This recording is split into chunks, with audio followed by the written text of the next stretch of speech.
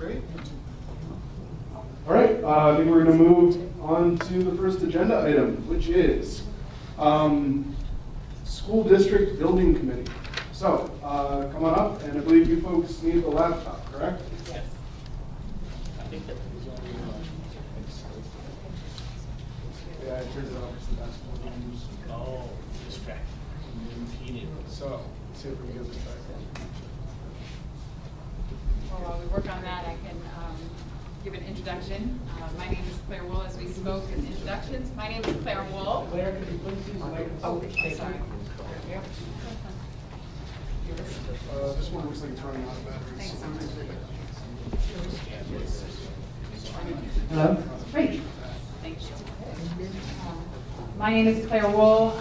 I am on the school board and chair of the school board. I'm here with Tom Peterson of Peterson Consulting. I'm also co-chair of the Facilities and Finance Committee. So I had the pleasure of working with Keith Pillsbury, another school board commissioner, on this committee to oversee the re-envisioning of BHS and BTC campus. As you know, in the fall, we passed unanimously by 70% the bond vote to support the renovation of BHS and BTC. And we wanted to share with you an update. You're the first NPA that we are come to. Last Thursday, we had a public meeting open to the public that was publicized to answer any questions similar to this presentation. We did it for 2 hours in the BHS cafeteria and had great attendance. So we are very appreciative of your invitation, and we are excited to share with you over the next 20, 25 minutes what we've done since January, since the bond passed to date. I first wanted to give some clarity to why Tom Peterson is here. The school district is set up, and the school board manages the district in a way, the superintendent, that when this bond was passed, it's a daunting task over the next 3 years. Who will manage this project?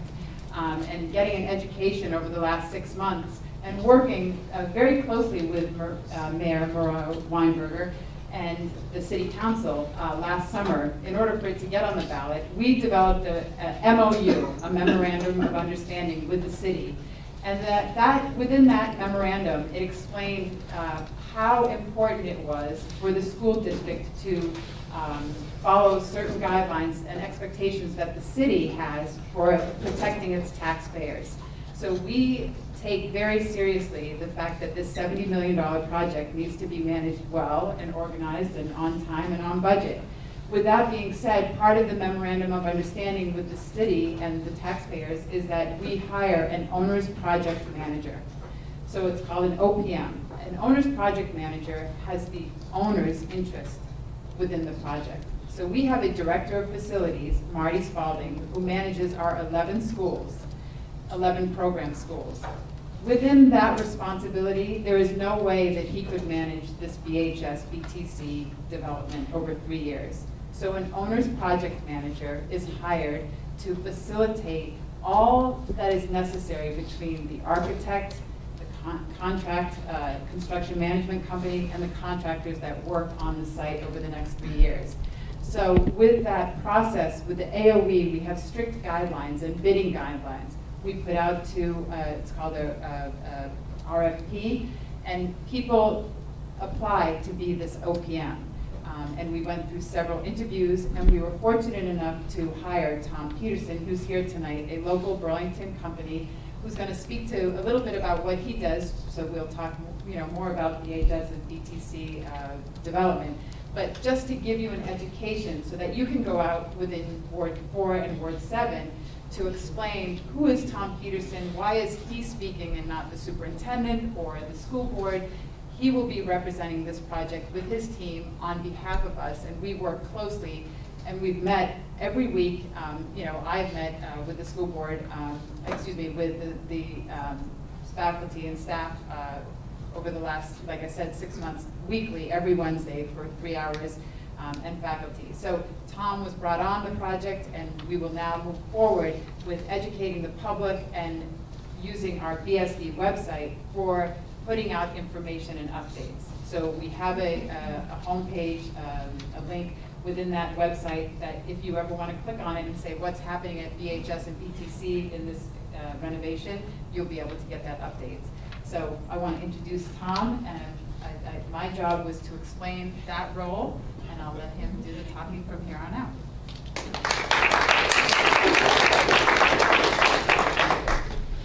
Thank you. So this presentation is going to be a quick, abbreviated version of what we presented last Thursday. And I want to remind everybody that those public meetings. Just ask you to move that way a little bit to catch the camera. Thank you. Perfect. So camera shot. Those public meetings are going to be happening the third Thursday of every month. In a minute, I'm going to have to go back to my laptop to be able to advance that. So this slide deck is going to be available on the project's website. So if I buzz through it really quickly and there's things that you don't catch in this presentation, don't worry, because you'll be able to view it at your leisure at home. So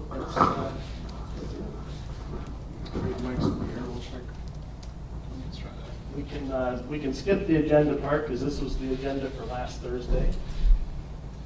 The Building Construction Oversight Committee is part of that MOU, and the members of that committee are here: Claire Wool, Keith Pillsbury, Marty Spalding, Noel Green, Nathan Lavery, who's the Director of Finance for the district, Kate Stein, who's here tonight, a VHS parent and a superb substitute teacher, Eric Hoekstra, who's a member of the community and a local developer, Peter Berenberg, who's the owner of The Bagel and an employer of many fine VHS students, Jordan Riddell, who's the mayor's chief of staff, and myself. And that's your Building Oversight Committee.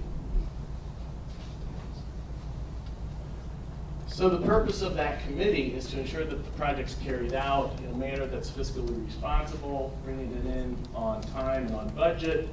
We're going to be providing regular updates to the school board itself and to the Board of Finance.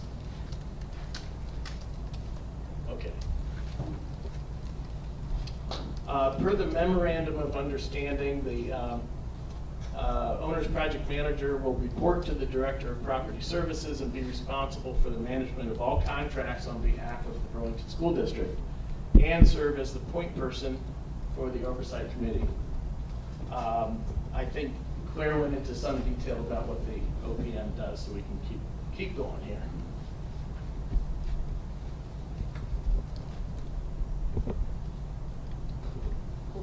That's okay. Yeah, we went through the selection process. Yeah, we're a local independent company. I founded the company in 2003. I operated it out of a basement office in my house on Gray Meadow Drive for years before I finally moved downtown, and now I'm in the Maltex building with a total of 3 employees. Variety tonight. Okay, I think we can keep going here. Just some sample projects. I've been involved with other school districts, Champlain College, a lot of projects up at the hospital, and the Downtown Transit Center was one of our projects. Again, this is going to be, actually this will fill in if you keep hitting enter there. This will be on the website as well. It's in the slide deck, so if you need to contact me, if you have any questions about our project, feel free to drop me a line. So what's been happening since the bond vote? That's what everybody wants to know. We voted to expend this money and make this high school, bring it into the 21st century. So since the bond vote, we've selected a security consultant. That's part of one of the requirements of this project. They've selected the owner's project manager. We've conducted our first and second integrative design workshops, and let me touch on that for just a second. This project, we're going to go for CHIPS certification. And CHIPS is an acronym CHPS, that stands for the Collaborative for High Performance Schools. It's very similar to LEED. I'm sure everybody's heard of LEED projects. But CHIPS is specifically targeted at schools and how schools operate and the purpose of schools as a learning environment. So we are planning to be the first CHIPS certified project in the state of Vermont. So part of that certification requires us to hire a security consultant, requires us to have integrative design workshops where we bring all the design disciplines together with community members, security consultants. We look at all angles of the project in terms of energy, appearance, longevity, overall cost effectiveness and total effectiveness of the building. We have selected our construction manager, that's Whiting Turner, who just finished up the Miller building on the main campus of the hospital. And partnered with Magley Chase, a local firm who I've actually done a lot of work with. We've been conducting a lot of environmental testing. The 1963 building has a fair amount of issues that we're trying to uncover and get a handle on. We've done some preliminary permitting activity. This is actually part of the permitting activity is to visit the NPAs and give neighbors and citizens an update on the project. We've done a lot of design charrettes with faculty and staff, and Claire has done an amazing job working probably hundreds of hours corralling all these staff folks and coordinating these design charrettes, hundreds of hours. The staff has been great. They've been really engaged in telling us what they want and need for this building, and that's been fed into the whole design process. Oh,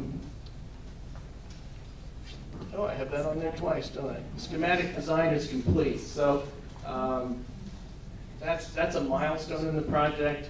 Schematic design means that we now have drawings that we can get some pricing on. It's not the end result of the design, it's really the end of the beginning of the design, if that makes any sense. It's not the beginning of the end, it's the end of the beginning, and then we move on to design development. So that schematic design is now in the hands of Whiting Turner and their estimating staff, and they're looking at all the details that are available right now to come up with pricing. These are some shots of some of the design charrettes. That was really a great process. I got to meet a lot of the staff, and they were just so engaged and so dedicated to the success of this project. It's been really rewarding. The disciplines involved in designing this project, under the architects are Black River Design out of Montpelier, who've done a lot of schools in the state.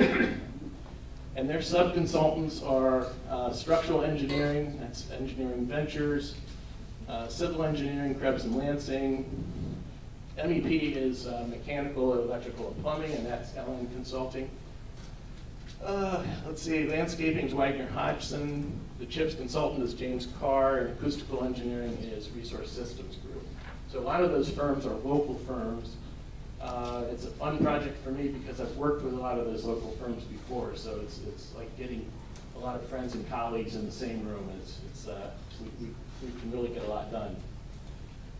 The school district also has its own consultants, including me, the commissioning agent, which the commissioning agents now are pretty common in projects. They look at the design. They're sort of like the second guessers of systems design in the buildings. And they'll commission the building after it's built and make sure that the systems that were designed and installed are working properly. The environmental company that's working with us is ATC. RSG is doing traffic for us, and security, part of, there's another acronym, CEPTED, Crime Prevention Through Environmental Design. So they're working with us and the architects to help look at the whole building from a security point of view, and security and crime prevention. So as I said, milestones that have been reached, schematic design was completed last week. We're expecting our estimates to come back on August 19th.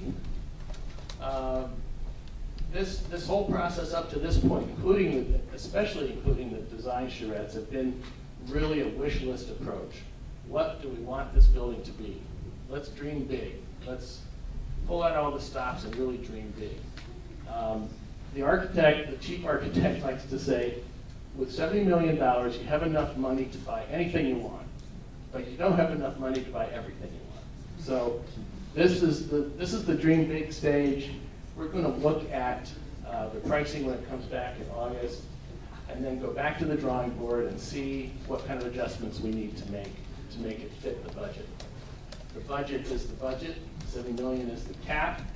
There's no going above that, and a big part of my job is to make sure we don't go above that. But, what's that? Just that we bring it to the Board of Finance.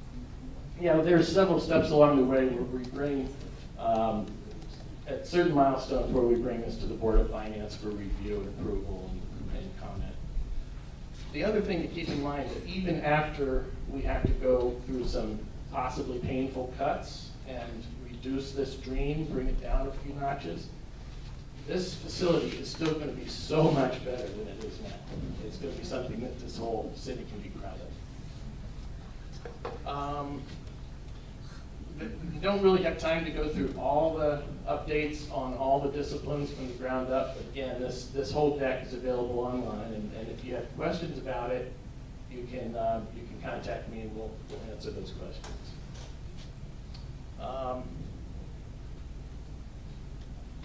So we have a lot of progress with structural, we have a lot of progress with civil and landscaping.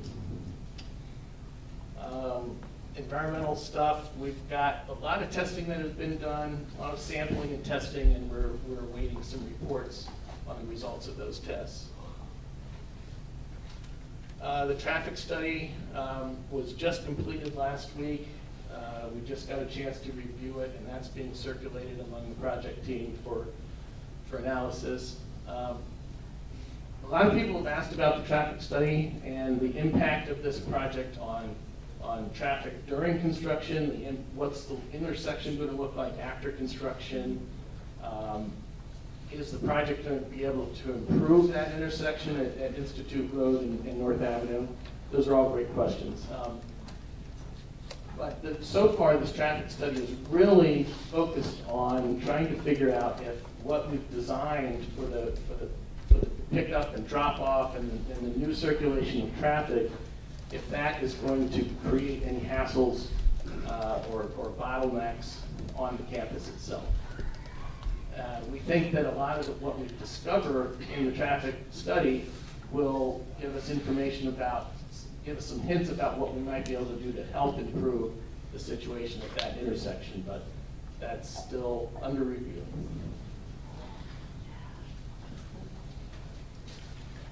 So yeah, the next meeting of the Oversight Committee, that's a public meeting, is going to be on August 15th. That's Thursday at 5:30. They go for about we try to keep them to an hour and a half or less.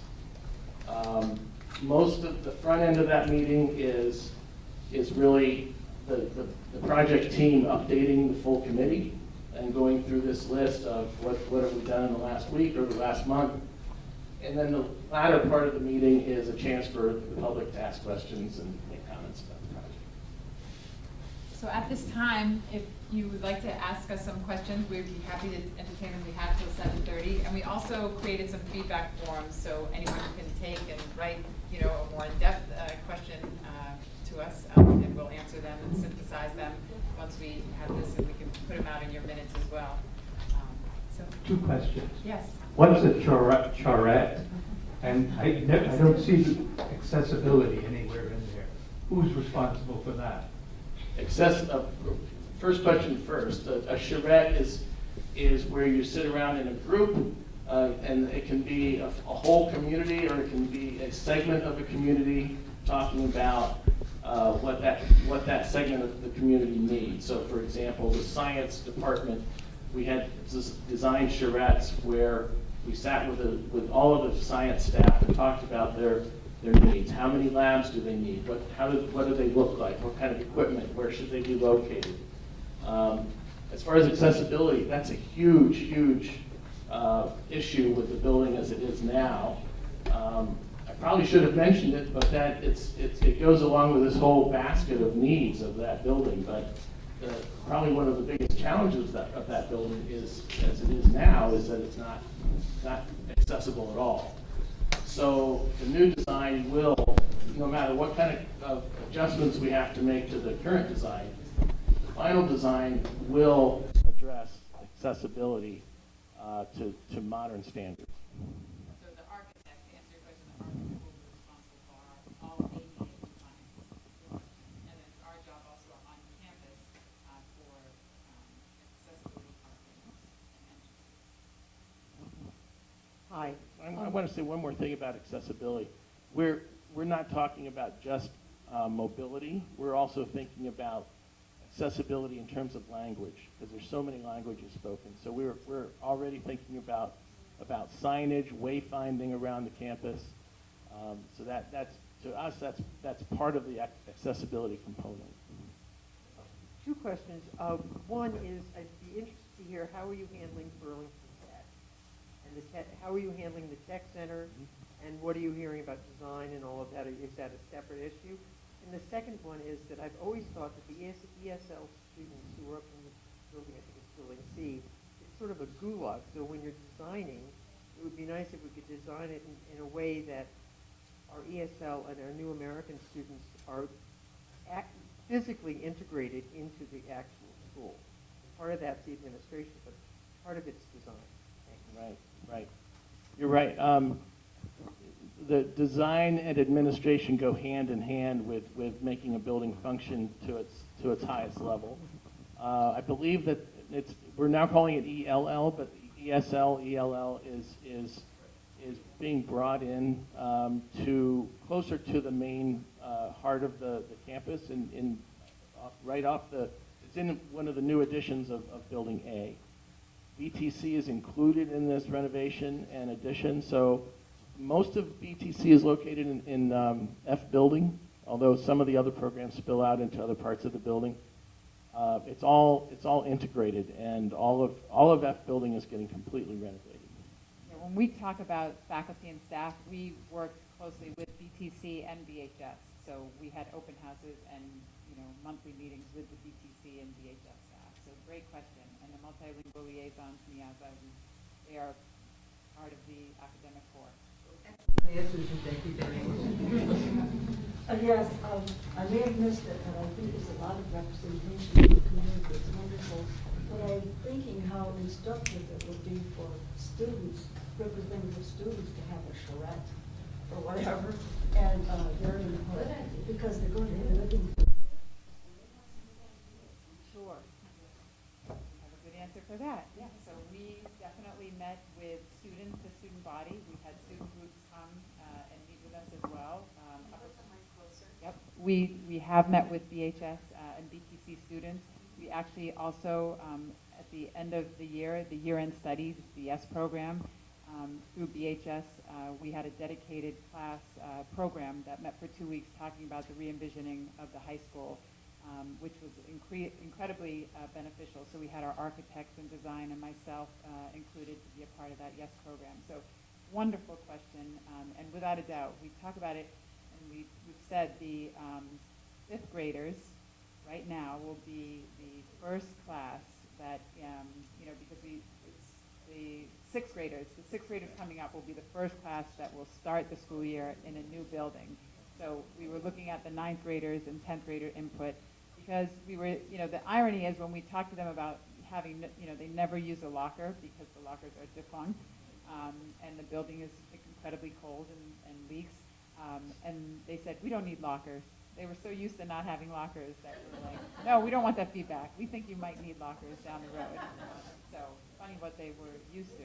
Maybe some of the students who have lived in the old city, maybe ninth graders, 10th graders, would have some good advice. You're right. That's exactly who we're seeing. Yes, we agree. But great feedback. We would not be, we've talked about that. Without student input, this is, would be not. One more question, or we can move forward. Oh, got one back there? All right. Thanks, I'm sorry I'm late. First of all, Tom, congratulations. I know you, Deb. Tom's work, and I know the school is in really good hands with you managing the project. So that's- Thanks, I'll give you your 20 bucks. At the Yeah, end. right?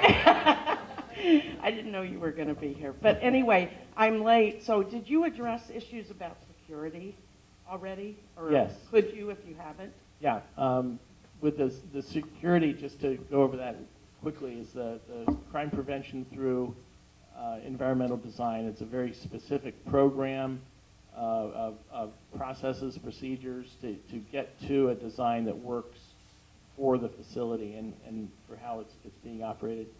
It's also tied into CHIPS, which is the Collaborative for High Performance Schools. They really go hand in hand. We can't really do CHIPS without SEPTED, without the crime prevention piece. We hired Margiolis and Healy, who's a well-known Burlington-based, and also they're now outside of Burlington, company that has done our security plan in 2013 in review. I mean, we failed all of our security plans based on access and the 62 doors to get into the high school. So for us, Margiolis and Healy is one of the best in the business for my personal point of view, and we were happy to have them work with us and work with Black River Design. So utmost important. All right. Couple other questions.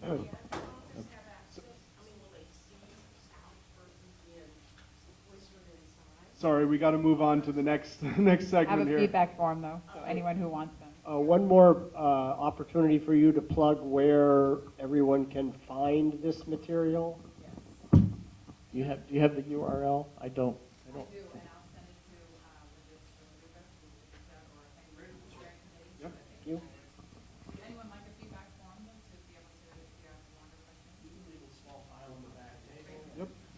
Thank you very much, everyone. And I believe you folks had a sign-up sheet that you want people to sign in on as well. So Yes, we do have a sign-up sheet, so if that it's circulating on a clipboard, and please put your name on that. That really helps us out. Thank you very much. All right, thank you. Okay, next up, we have the Northup Co-op New Community Opportunity. So,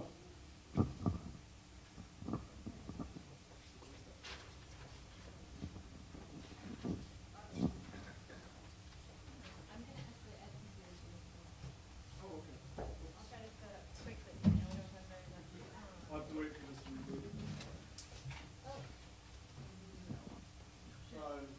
You can come to the computer while we're doing that.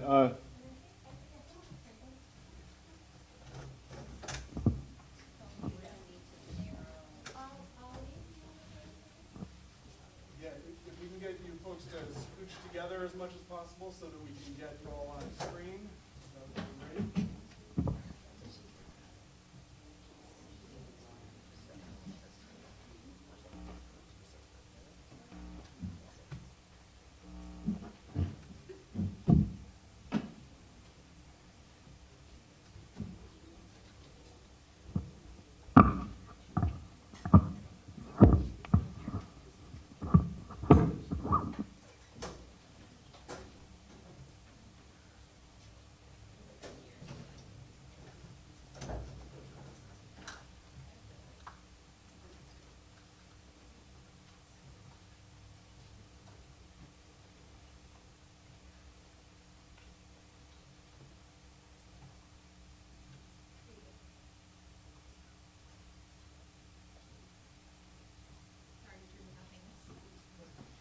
It's coming back on. Go ahead.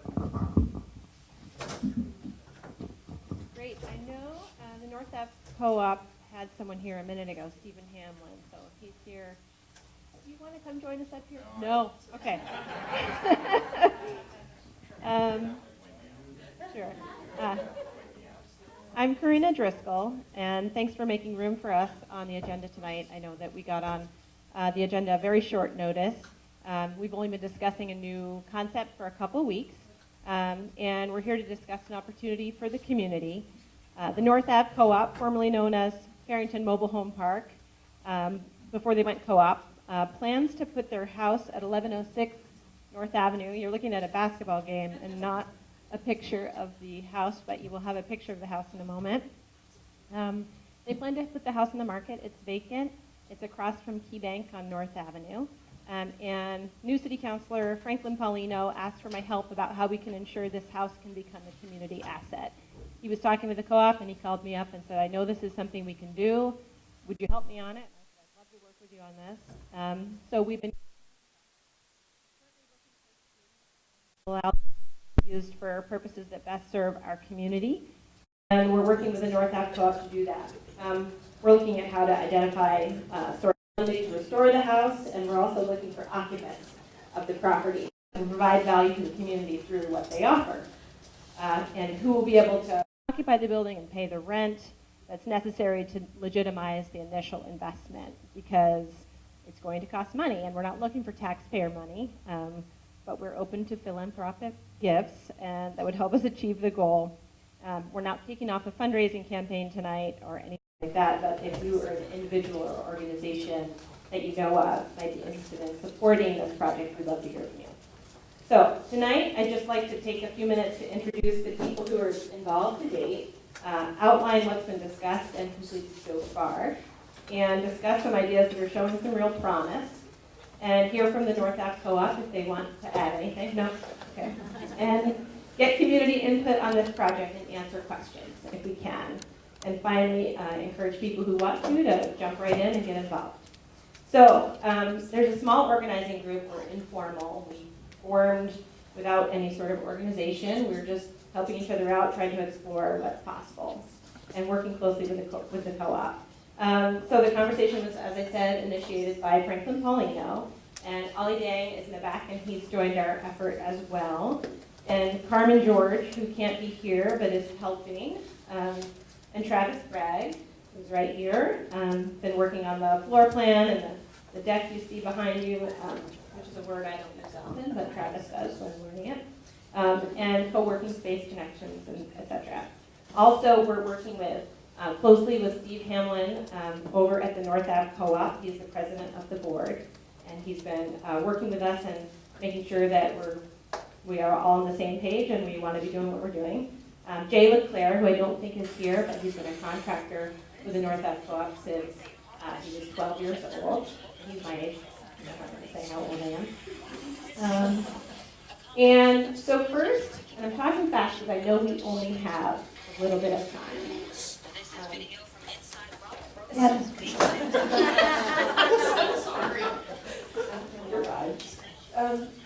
So just to outline where we've been so far, and then I'm going to let everybody jump in who wants to.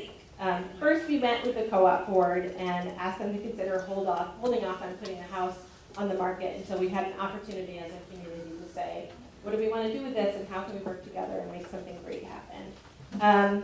The board agreed to that, and they have agreed to put the listing of the house off until at least August 1st. Also why I'm talking fast, because we have a very short timeline, but we're excited about what's possible. So after that meeting, which was just a couple of weeks ago, we organized a community meeting, and it was organically formed. It was just word of mouth. And about 30 people showed up at the Bagel, thanks to Peter hosting us there on a beautiful night last week in July. And so I thought that's a good sign that people want to be involved. So in addition to about 25 community members, we also had representatives from the mayor's office, the Fletcher Free Library, the Friends of the Fletcher Free Library, the Burlington Police Department, and Parks and Recreation Department. So it was a really great turnout, and I think we all had this amazing meeting where we brainstormed all of the wonderful things we might also like to have in the new North End that we don't have already.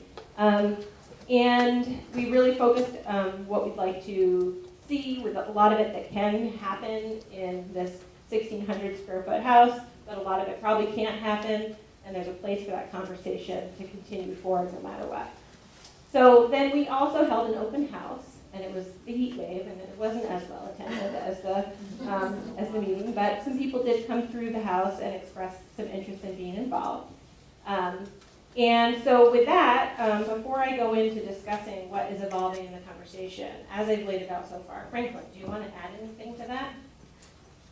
I'll just say I think it's been great to get a lot of input about what people would like to see in the new North End, and it's been nice to hear the different ideas. I think Karina, I'm sure, will talk about what those ideas are, but just trying to figure out as we move forward as a community, like what can we see, what can work, what can we as community members like go out there and find, you know, places that might not think of the New North End as the place to start their business. So that part of the process has been very enjoyable, as long as working together from everybody, city, department, people, neighbors I hadn't met, so it's been great. Great, and you know, just while we have the slides up behind us, I think I'll just say, this is a really unique opportunity. This is a house that's probably about 1,600 square feet. It's a beautiful old house right on North Avenue. There aren't many old houses in the New North End, and we love our mid-century modern homes and all of it, but we also have this unique historic house that was the Farrington house, and the Farrington family had the Farrington florist shop, and they had this beautiful house, and they created opportunities for people to have affordable housing with the creation of the mobile home park. And it's been vacant for some time, and the members of the Northup Co-op are doing this amazing thing on North Ave, which is buying their land and becoming a co-op, and then creating their own vision for what that community will be. And so the conversations have been awesome with Steve and other members of the board and members of the community about what could be possible. And so, you know, Travis is scrolling through the first floor pictures right now. There's tall windows, and it's like really good bones for a house. It just feels good to be there. There's mature trees.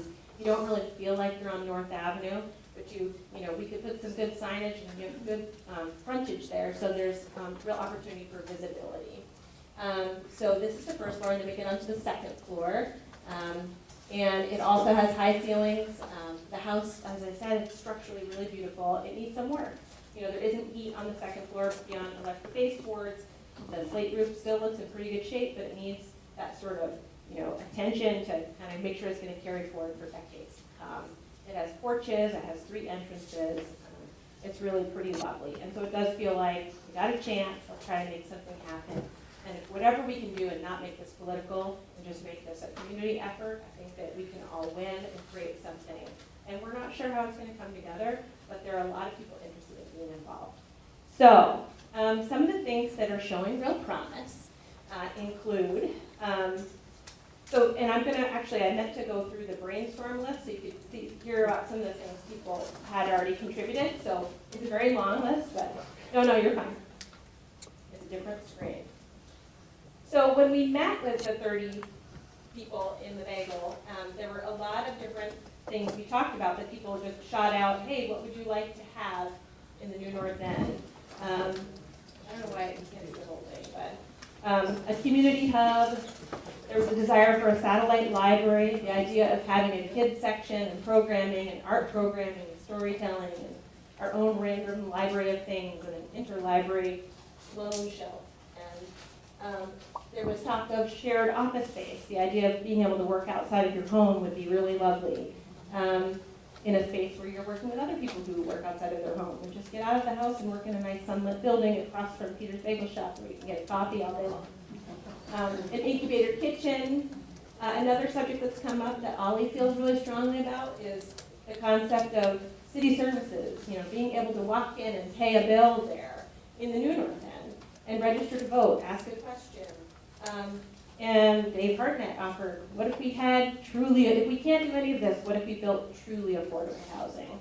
If we can't make a community center available, can we offer really low rent housing where we don't currently have that offer? We could feed kids there. We could have bike racks. We could have a CSA pickup.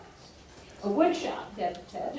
Sorry. But artist studios, cooking lessons, classes to learn English, a health clinic, a child care center, affordable, accessible community space that is small and homey for book clubs, AA meetings, teen groups, mom groups, bridal showers, etc.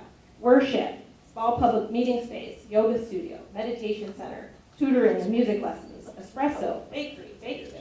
The list goes on and on. It's 1,600 square feet. So we probably can't do all of that in there. Fortunately, we have a lot of great assets already in the New North End, including this building we're sitting in, and we also have Letty. And I think what we're hoping to do tonight is continue to progress on this issue, but also make sure people sign up to continue to have that conversation about how we can build our community in lots of different ways. So, taking up too much time, on visioning, and let's talk a little bit about what has evolved. So Growing with Wonder is one possible tenant of the building that came to the open house. They're opening a preschool, and I'm going to let you tell them about themselves. I'm going to start a video, and you guys, if you want to come up here, we will get that going. This is a short video about who they are. Hopefully we have volume. You have about 5 minutes left, so. Okay. So we are a multi-age emergent, radio-inspired, play-based teacher, child, collaborated, and coached as a child. And I'm Dawn, and I'm Holly, and we are the founders of Growing with Wonder. Basically, Growing with Wonder started as a blog for 2 early educators to kind of document their journey through their educational experiences, and a place for them to share our learning and our evolution as educators with other people in the community. And now we've had the opportunity to have it grow into something even more expansive. And we're going to keep opening our own school called Growing with Wonder. The philosophy at Growing with Wonder involves relationship-based, play-based, ratio-inspired learning, where teachers and kids and families and the community are all learning together. We really value the importance of relationships, and we feel that social-emotional learning is the absolute foundation of everything we do. Whether it's learning about the world, learning about our community, anything that the children are interested in, we just want to jump right in with them and learn right alongside them. Children are our teachers too. Okay, I'm going to pause there because we are short on time.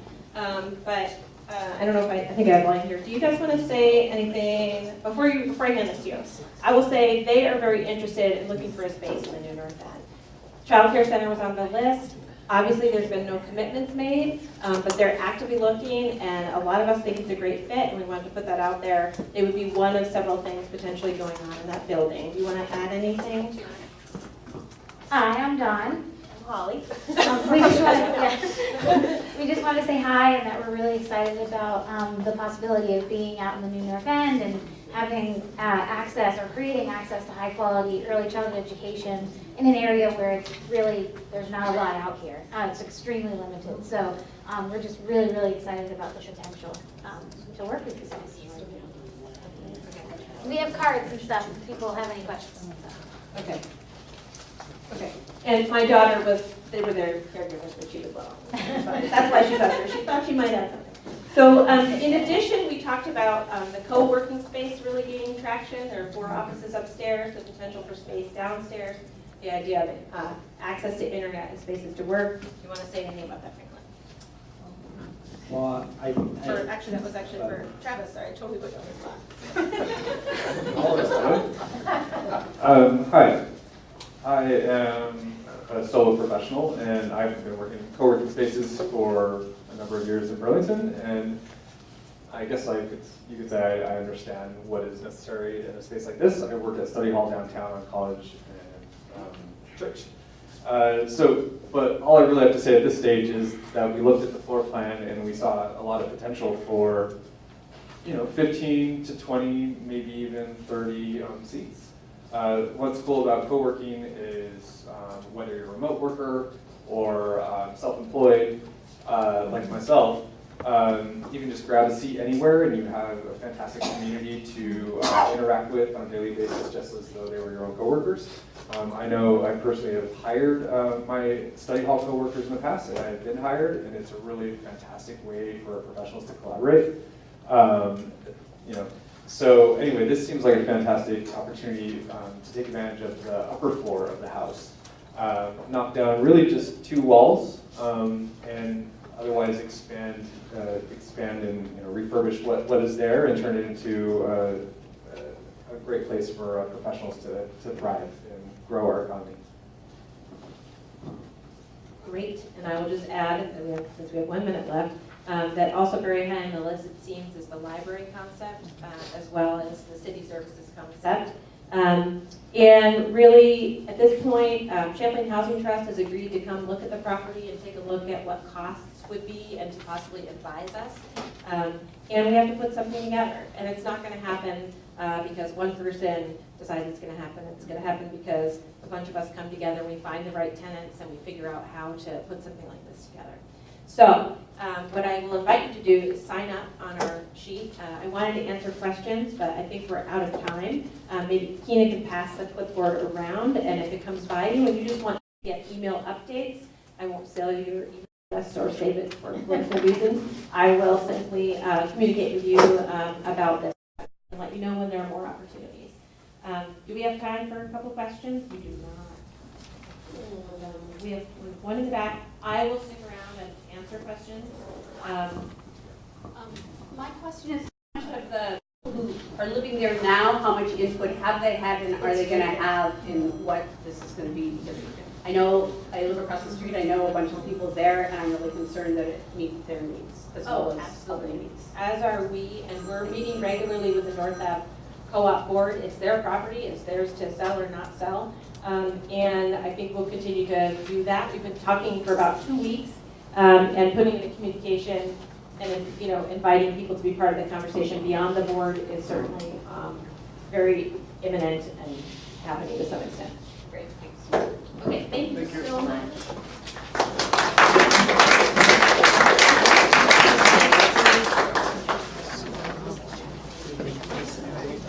All right, thank you. Let's see, next up, we have Police Department Community Engagement Update.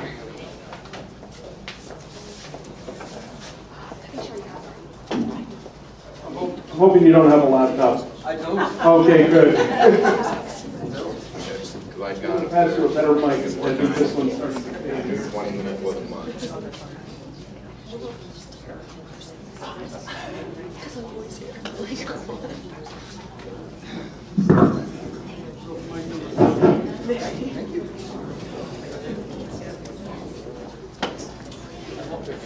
So, hello everyone. I was here at an NPA, I think 2 meetings ago. My name is John Murat.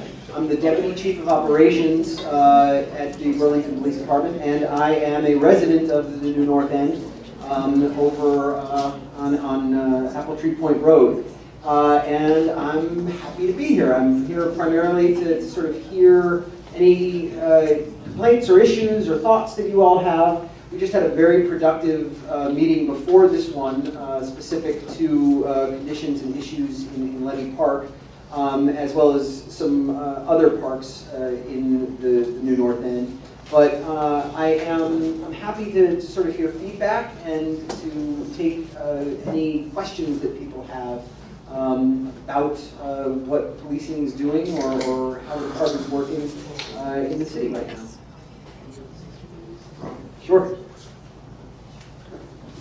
Hi, my question is, we bank with Vermont State Employee Credit Union on St. Paul Street in Burlington. Yes. And they have had to reduce their ATM hours because of security issues. Okay. It's not safe for their staff or their clients. And we have emailed the mayor, Del Pozo, our city council members, and haven't heard back anything about what's going to be done to correct that so that we can bank at our ATM when we choose to and not reduced hours. And sure. It's just rather concerning that this is happening in Burlington. And in talking to the bank, they said it's happening to several of the businesses on St. Paul Street and also Church Street, that they're having to reduce their hours because of safety issues. So sometimes that has to do with frankly, when officers respond to something like that, they really have to have a legal authority to have somebody move. If the reason that they're closing is because people have either gone into, say, a vestibule location or an indoor guarded ATM location, officers have to there has to be posted trespass notice, which some of them have, and there also has to be a person who is willing to either swear out or trespass, issue a complaint to that individual. The officer can do it on the person's behalf, but there still has to be cooperation. Sometimes, frankly, we're not getting that from the banks overnight or at different hours.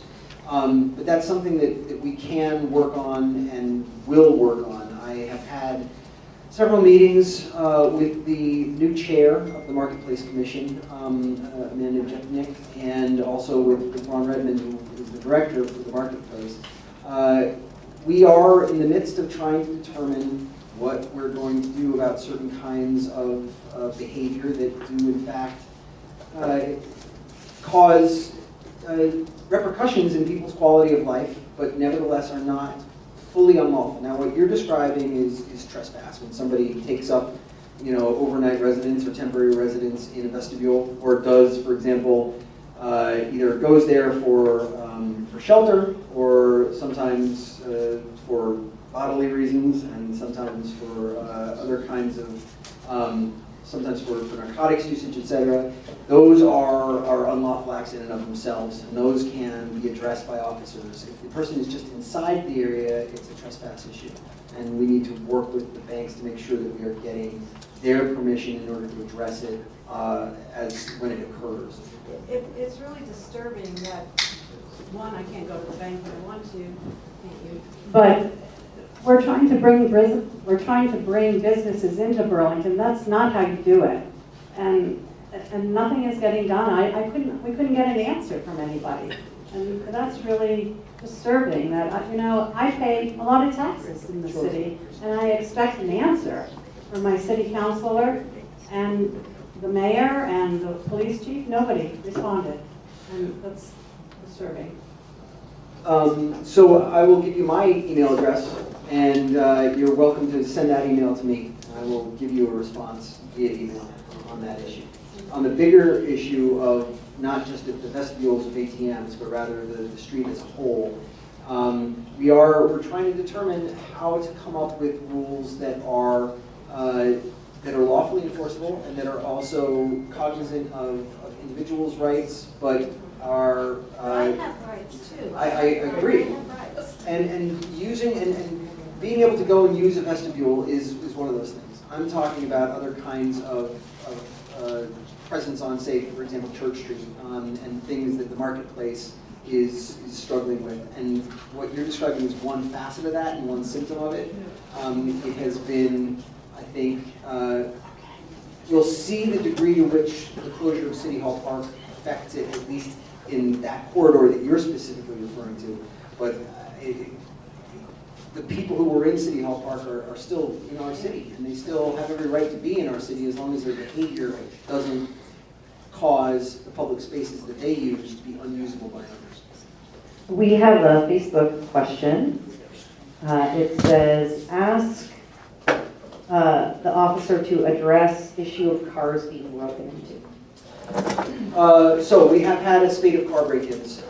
We were able to actually, I had an officer do some really terrific investigatory work to tie together a couple of those that involved open cars, people who left their cars open and had left things in those cars. And I am not victim blaming. When a crime occurs, it is the criminal who caused that crime. But in this instance, these cars were left open and items were in them in ways that could be visible. But officers were nevertheless able to do a lot of really good investigatory work and link together some identity theft and misuse of credit cards at different locations, tie them to specific thefts, and end up with two individuals who were arrested and put behind bars. Both of those individuals, we did a press release on it, and the press release was quite long. It's on our website. It lists out the sort of complexity of that case and the work that the officer did. If you Google the name of one of the arrestees, it's not a common name, Breer and Burlington, just put those two things in a Google search, it will go back a lot farther than the one press release that I did. And what that indicates is that we have people who commit certain kinds of crimes again and again and again, and we are, as a community, at a loss of how to deal with that exactly. I'll be frank, those frustrate me greatly. They frustrate you as neighbors. They seem to be small, petty crimes on an individual basis, but they are not small and petty to someone who suffers from them. They're not small and petty to someone who has to call banks and deal with identity theft issues and the repercussions of that. And even if there's no financial loss ultimately, because the banks and the credit cards absorb it, although let's be frank, that somewhere down the line we're absorbing that too. They are not small crimes, and yet nobody should go to prison for those, even for years and years of committing them. That's not going to be the answer. What is the answer? I'm not certain, because deferment and continual offers of alternatives and different forms of justice clearly aren't taking, not for the individual who's in that press release. But that is one set. And we did, Mike Henry, one of my officers, did a terrific job putting that case together. And it's exhilarating and it's great police work, but it's frustrating too, because he knows very well that they are going to be out sooner rather than later. We've had some other incidents of car break-ins for the person writing in online that have been done. I don't think it's probably the same individuals because the MO is a little different. These have involved actually breaking cars and then glass. We are looking into them. We've taken prints off these. We'll build cases when we can. And we encourage neighbors to do, again, not in a sense of saying this is a victim's fault, but to do things that they can to just be prophylactic about these acts and say, do not leave your cars unsecured. It doesn't apply to the ones where the glass was broken. And do not leave things in plain view that are conceivably valuable. And that goes even for something as simple, and I'm guilty of this. Heck, if you look in my car right now, you'll see a USB cable that is connected. The car's not connected to anything else, but it's something. It might mean something's in there. Yes? I have a somewhat sensitive question to ask, and I'm going to try to be as sensitive as possible about it. We recently had a tax increase that was presented as wanting to increase the salaries for BPD, which I'm totally for. I'm not against at all. But it was billed as we need to do this because police officers are leaving because they're not getting paid enough. But my understanding from people who will not speak out publicly is that it's actually the policies that City Hall has been implementing and the way that police are being treated and how their hands are being tied and all of the other things that are happening out of fear that are making it impossible to police productively. And people are feeling very beat up and not able to do their jobs. And that's why they're leaving. So what I've been told is that that is actually why police officers are leaving, not because they're not getting paid enough. And I hear very concerning proposals coming out of City Hall and other things that make me feel less safe here in Burlington if they're tying the hands of BPD. And I'm hoping that you would be willing to speak to some of that.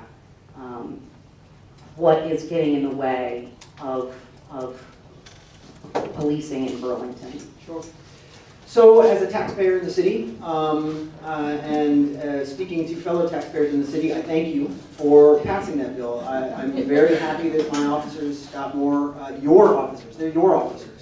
And I'm very happy that they got that salary increase in the latest contract negotiation. I'd love to see them get more, frankly. I think they deserve more, but I think there are a lot of public positions that deserve more, but I'm here carrying the water of men and women with whom I work, all of whom I think are really terrific officers and are dedicated to keeping people safe and to preventing crime and disorder. So I'm glad that they got that increase. The salary does make a difference in our ability to position ourselves as an agency respective to other agencies in the region as a place to come and to work and to retain people. The entire police profession is facing a retention and recruitment issue. It's been pronounced, frankly, since 2014, when issues with police violence and use of force broke to the fore, and there were questions of police, the gap between the police and some of the communities that they serve. And that has caused a tremendous amount of stress on the profession. And it has, in fact, made it more difficult to recruit and to retain. Insofar as Burlington specifically, I do not believe that a single officer in my tenure, and I've admittedly been here since October, but I've looked at records that precede me a bit, left owing to salary. We've had officers leave owing to, I had one terrific officer whose wife is a physician and she got a gig in Philadelphia, so off he goes to Philly. I've had one who had a girlfriend who moved to New Hampshire and he went to New Hampshire. I have had officers who have retired owing to the opportunity to get a Burlington pension and get another job, a state job. But I have not yet had anybody tell me that's not true. I had one individual who did in fact stay in the city and went to UVM owing to a salary and a bonus that UVM got. Our officers come to Burlington. Pay is a part of it, and I want them to get the pay they deserve because of the work they do and the challenges that they face and the performance that they give all of us. But they come to Burlington too, because Burlington is different than any other place in the state. It's different than, I mean, you know, Winooski's a little bit similar insofar as what it faces, but it's very, very small. And South Burlington, you know, has some things, but Burlington's unique. The volume of job that they engage in is vastly different than any other department in the state. They are incredibly well trained, and they encounter an incredible array of big city issues. I came from New York City and the NYPD, and Burlington sees the same kinds of issues. You know, less frequency for 44,000 rather than 8.5 million, but it is the same kind of stuff. And honestly, I think most of the men and women in the department on some level are here because of that, because of the sense that they get of being part of an agency that is incredibly well trained, that is doing great work, and gets to face a lot of different kinds of challenges. I want to make certain that they're compensated adequately for that. And right now, we actually have a terrific salary vis-a-vis others in the region. That others will change their salaries based on ours as they face recruitment issues of their own, but that's just sort of the balance that we have. But I would push back on the notion that we're losing people owing to rules that come certainly not from City Hall, or rules that they feel are changing in, these aren't policy issues, these are issues with American jurisprudence. And it's changing in ways that do frankly make law enforcement tougher. There are certain tools that have been removed from officers, and those have been removed because in some instances officers overused them, or in some instances, I believe rare ones, but nevertheless important ones, abused them. I don't think that is true of officers here. I do not believe that is true of the men and women of the BPD. But those strictures are real, and they do make the job more challenging. But you know, the rule book is the rule book. It's based on the Constitution ultimately, and that's the rule book we got. John, can you provide an update on your meeting regarding Letty Park and address that? I have a coworker, my office borders Letty Park, and she does not feel safe in the early morning in the office alone. Sure. And it's a concern. That is a concern. I don't want anybody to feel unsafe in the city. So I jog most mornings past Letty in the 6 o'clock-ish hour. I don't personally see that kind of disorder there when I'm doing it, but I know that it exists, and I heard an earful from the folks who attended earlier. And I know that we have activity there at night that is frankly unlawful if it's even in the park or if it's down on the beach. And I'm going to start addressing that. I have just even from this meeting alone, I have several plans to figure out what we can do in order to take a look at whether or not people are using the park at night, beyond just, for example, people who are sleeping in cars there, which is an issue, but we're talking about more things that are more quality of life disorder issues.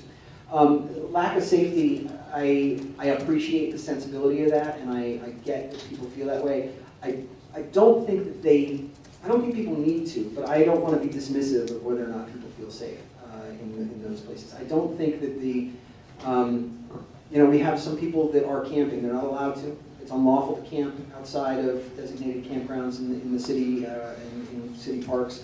We are going to look into that and address it. I know that we had one situation that I thought had been addressed. Councilmember Gang indicated that it hasn't been fully over in Ethan Allen.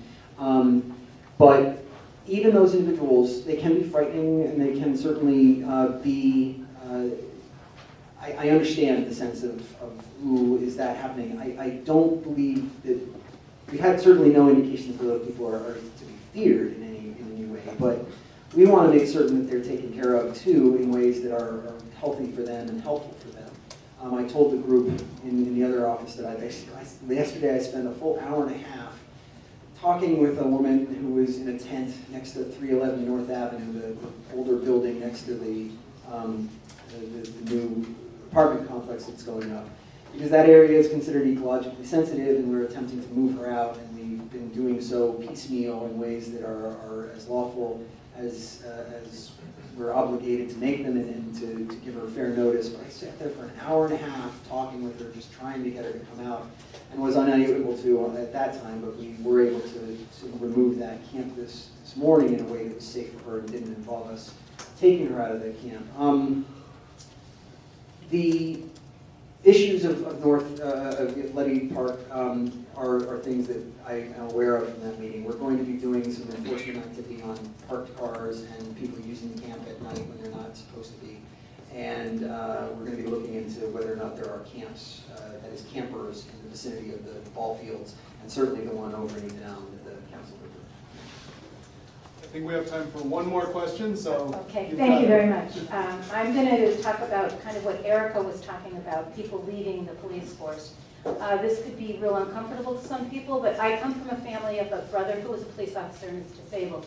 He's been disabled for about 32 years. He was in Los Angeles. And one of his biggest complaints, and I hear this all the time, was the courts do not stand behind the police officers. And we can help by writing letters.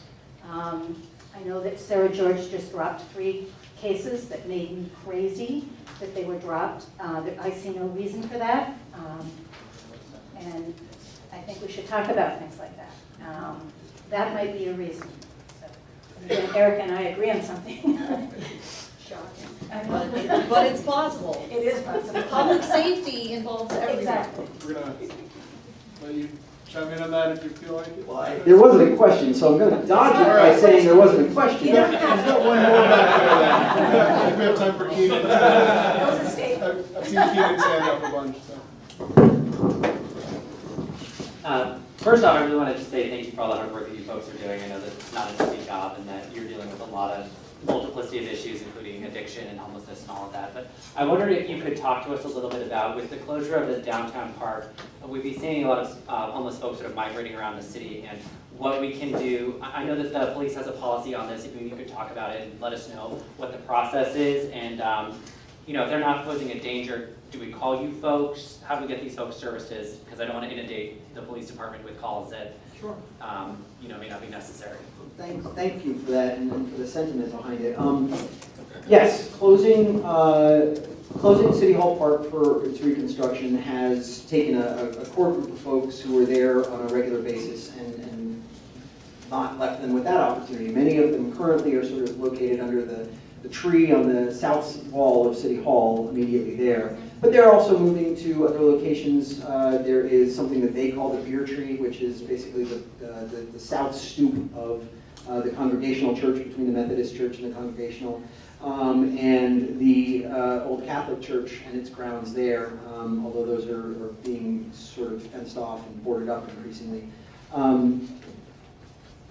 With regard to, you know, if you see unlawful behavior, if you see people who are drinking alcohol in public, who are certainly harassing individuals, and or who are fighting, and all of these were things that would happen in City Hall Park with, not all the time by any means. I mean, there are many days where all the people in there sit and don't really cause this kind of problems. They smoke, and sometimes, you know, officers are there to tell them they can't, or they're not. And sometimes they surreptitiously drink, but they don't always bring with it additional disorder. When they do, yeah, we want those calls. We want to know, and our you know, agency is going to respond in order to try to stop that behavior. That's the goal. The goal is stopping the behavior so that we can have an environment that everybody can enjoy and partake in. And when people commit behavior that prevents everyone from enjoying equally and freely, that's why we have laws that act as proxies for our expectations of what you know, equal access to our public spaces is. We will take action on those kinds of things. People can call us. People can also talk to folks. I mean, these people are our neighbors too. I don't mean to say these people, because sometimes even that phrase is loaded, and I don't mean it that way. I mean the people who are, some of them are truly undomiciled and are living rough, as they say, in tents and things. Some of them have places to go at night, and they have houses and homes and relatives that keep them in. Some of them couch surf. But they're Burlingtonians, and as long as they're in these spaces, they are lawfully allowed to be in these spaces and to use them and to enjoy them. And to the extent that we don't, if their behavior isn't tending towards the unlawful, that's on us. And I think that in some instances, we've ceded some of these spaces to them because we find it distasteful or because we just don't want to be near it. And that is not necessarily a law enforcement prerogative to address. It is, however, a law enforcement prerogative to address the behavior when it tilts. And I recognize too that the behavior tilts often enough that people will say, I don't want to draw this line in my head about whether or not the behavior has tilted or hasn't. I know that individuals like this tend to go in that direction more often than not, and I'm just going to avoid it. And that's not invalid. So the more we use our public spaces, honestly, the more we continue to own them as a community. But I do want calls, and the department does want calls when it sees behavior like that. And we have an array of services that we will offer. That long conversation I had with that woman yesterday, and that was me personally doing that because I wanted to make certain that we moved that tent in a way that was lawful and also safe, is an example of that. And the things that we were offering to her and the ways in which we took those possessions and logged it in and made certain that she will be able to get them back if she wishes. I'm not entirely certain, what her state is to know that we've done it in these ways, but we take that very seriously. We take people who are a danger to themselves or others very seriously. But the thresholds for danger to self or others they're strict standards, and they're standards that don't, muttering to yourself and walking up and down Church Street wearing clothes that haven't been washed in a year is not a danger to yourself or others. But I get that it can diminish quality of life, and it's something that affects us, and we have to, as a group, as a community, come up with what we're going to do about that for the health of the community. I don't know. All right, thank you. So we're at the end of our time here.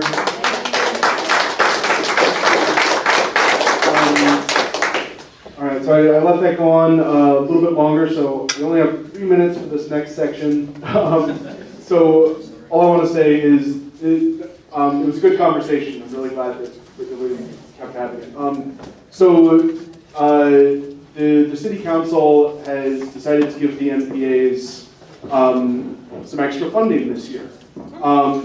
So what does extra funding mean? Well, it means that previously we had about $400 for the whole year, which bought snacks and batteries for the microphones, and that was about it. So when we wanted something like the camera that we're using to record for Facebook, that actually had to go under a separate budget request that I think took about a year to get refunded. Now we actually have like a real budget to work with, and it's awesome, and thank you to the City Council for doing that. I believe we have $3,200 per ward. It's 2,500. Sorry, 25? Sorry, I was looking at an old email, I guess. All right, 2,500. Any case, we have 2 wards here, which means we have 5,000 altogether. That's a significant amount of money, and as part of the steering committee, we don't want to be the only ones making that decision. It's the NPA's money, which means it's everyone who shows up's money. So I'd like to put together a little kind of group of people who are interested in figuring out what we want to do with that. There's been a lot of ideas like, well, getting microphones that work consistently, or audio-visual equipment that we don't have to cast a spell around every time we want it to work. There's also lots of interesting projects like the community center, like bigger projects that we could actually put money into. So there's a ton of ideas for what to do with this money. Really like to get together a group of people to talk more about it. I'm going to open an email list at this meeting, but it's July and a lot of people who might be interested aren't here. So I'm going to kind of make this announcement at the next couple of NPAs as well. We'll try to get a good list of people, talk to people you know who might be interested. And so I have a sign-up sheet all the way in the back, just name and email address. It has green Sharpie at the top of it. So please sign up, and I'll send you an email and organize a little meeting. It'll be good. Thanks. Thanks, Ronnie. And next up, we have engagement with elected officials. So you're going to ask elected officials to come up to the front, take a seat, and we'll give everyone 2 minutes to give kind of a quick opening thing, and then we'll open it up for questions. And ideally, keep your questions pretty short, like around 30 seconds, and we'll give folks about 2 minutes to respond.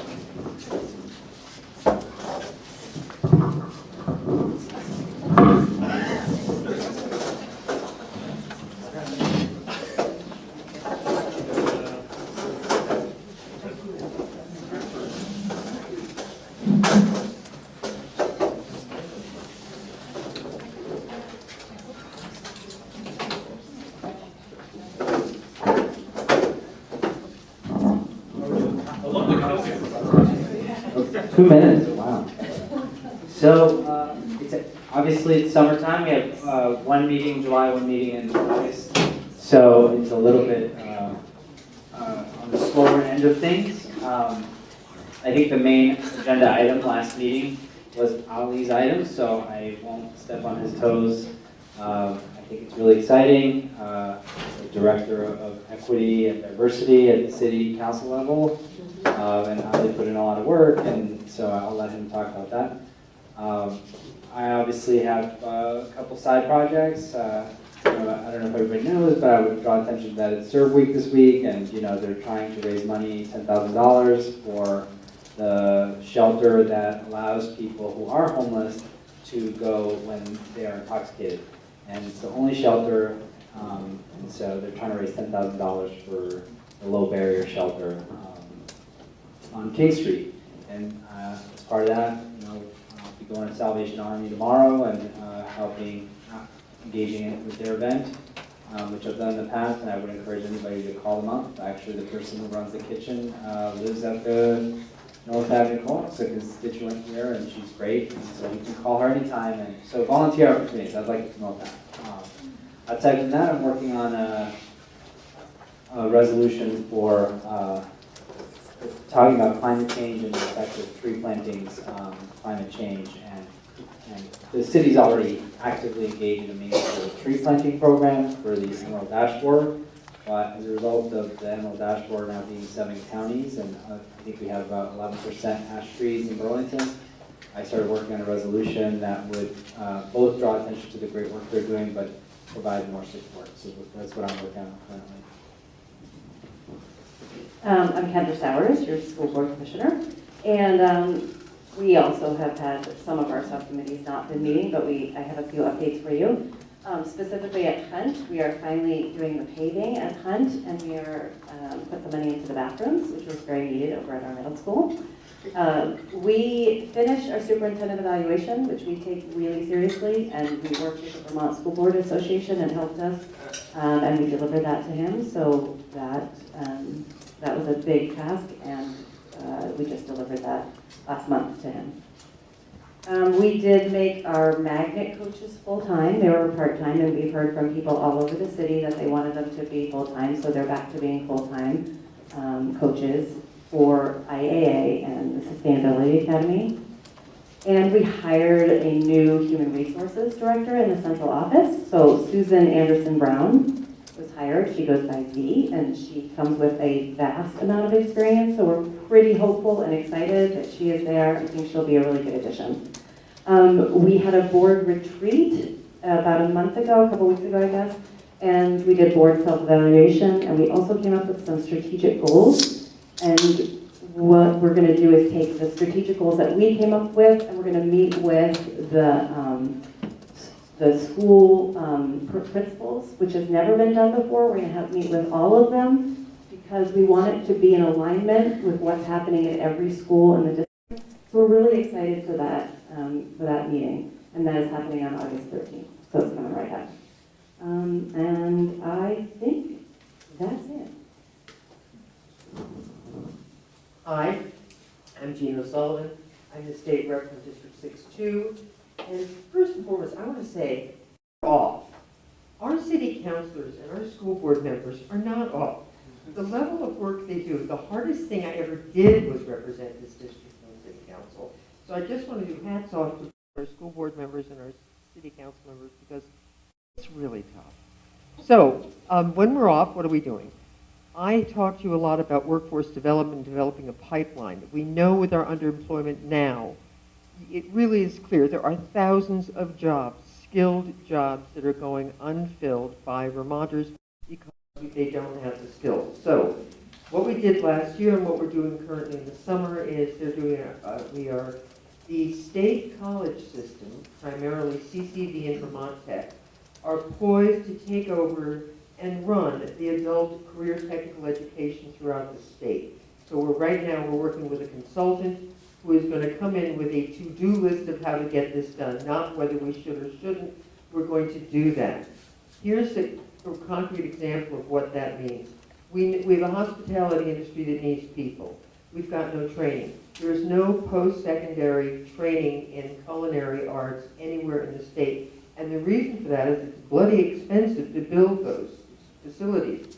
However, Burlington Tech, many other of our high school tech programs, have brilliant culinary programs that we can use at night. The nighttime directors are the daytime directors, and if they sign on and we get this done, it'll be brilliant. The other interesting sort of on the sideline is I'm part of the climate caucus, and we're part of on a subcommittee on economic development. And in that guise, I sat with Vermont Gas, and who knew that Vermont Gas has a 5% mix of renewable natural gas, which is basically a digester that does farm waste and food scraps. And we are going to be working with them. They want to decarbonize. They are looking at trying to build their mix up to 40 to 45% renewable natural gas. And I'm reaching out to the ag community. And this summer, we're going to be coming up and looking at the business model of putting in digesters. There are digesters now for electricity. These could be for natural gas, which will substantively change what we're doing in the state, and we're actually creating a whole new source of energy. So, here we go. Bob Hooper along with Carol. This end of town, because it's so cold in here, I'm going to talk very little. Two things that I'd like you to do if you would for me. I am talking to people about these little things that are appearing on top of our telephone poles, which I think is a rollout of 5G that not a lot of people are noticing. If you see a lot of electrical stuff on poles in your neighborhood, and you look up at the very top, you'll see something that looks like a big can. And I've talked to BED about where they're going and why they're going, and I haven't gotten any successful response from them. So if you see something happening in your neighborhood, let me know. I think it's something we should be aware of. Secondly, as Jean sort of touched on, getting people here to work and play is pretty significant. It's why I sit on the board that manages the retirement funds. In the last month, the second rating agency has downgraded Vermont's credit rating, not because of the debt or anything like that primarily, it's because we're old. And we need more young people who are able to sustain our economies. I'm not going to suggest a solution to that, but it's a thing that we need to be aware of. I'm Carol Odie, and I represent Uncle Bob, District 6-1. And Bob was out of town, so he couldn't tell you the rest of the information about what we're doing to address the aging population in Vermont. One thing we're doing is expanding broadband in rural Vermont. We have access here in Burlington to Burlington Telecom, Comcast, etc. And in fact, when I knock on doors, I hear that the strength of people deciding to come to Burlington and be able to work remotely from Burlington is that Burlington Telecom has a very good strength and speed. So that's why some young people are able to be here. So we passed H513, which was a House bill to expand broadband for rural communities so they can attract workers and remote workers. And we allocated $1.3 million new money in the budget to support this broadband expansion. The plan is to draw even more young folks to Vermont. Childcare, another issue for the young. I know from knocking on your doors that you want to be able to afford childcare, and grandparents want their children and grandchildren to be able to live and work here if they so choose. So this year's state budget invests $7.4 million additionally to help with childcare costs. And again, to draw young people here and to keep them here. And a clean environment to grow our economy through tourism and outdoor recreation and to continue to draw young people and families here for quality of life. S96, the Clean Water Funding Bill. You've heard about that a couple of times already. It's our plan for long-term funding of Lake Champlain Basin and cleanup, Lake Champlain Basin cleanup. It just received approval from the EPA, the Environmental Protection Agency, that that is an okay plan. And so with those items, we're trying to attract and retain young people and change the demographic. It was the only reason Moody downgraded us from the very highest bond rating you can have in the whole country to just a titch off. And so that's what we're doing, because we're already doing responsible balanced budgeting, paying down pension debt, and so forth. Thank you. So I have 3 minutes to focus just a little bit. I'm going to take the 30 seconds. All right. So thank you. And John, thank you so much. He did a very good presentation. I think he speaks very well. He engages people. That's great. So people who live in Rosellón and Lopez, one of them is right here. We are very sorry of what happened to you. And as you all know, it was expected that things might get worse before they get better. About our water issue and infrastructure. You guys waking up in the hot day and seeing this sewage coming from your bathroom, it was great. It was not great. But what I mean is the way that the city of Burlington responded. Effective. The director of the division came all the way here, knocked on doors, and jumped on every single person. I think that's exactly what we need to continue. And I think it's also important to note that many things are happening. Reason why I cut my work hours to 30 instead of 40. Because like you said, it requires a lot of work. But it also requires us to please help us lead. But to not always just point the finger, let's work together. That's what it should be. Working together, we passed at the council the diversity, equity, and inclusion resolution.